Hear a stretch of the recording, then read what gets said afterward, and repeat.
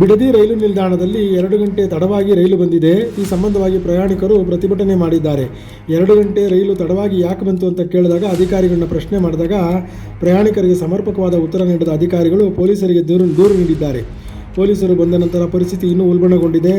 ಗೊಂದಲಕ್ಕೀಡಾದ ಪ್ರಯಾಣಿಕರು ರೈಲ್ವೆ ಹಳಿಗಳ ಮೇಲೂ ಕೂಡ ಇಳಿದಿದ್ರಂತೆ. ಪೊಲೀಸರು ಸಹ ಸೌಜನ್ಯದಿಂದ ವರ್ತಿಸದೆ ಹಲ್ಲೆ ಮಾಡಿದ್ದಾರೆ ಎಂದು ವರದಿಯಾಗಿದೆ.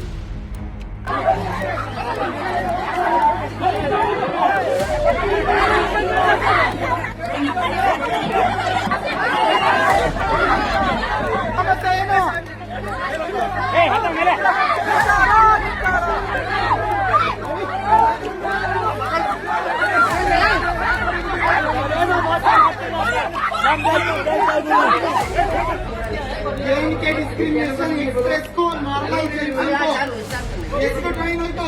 Express train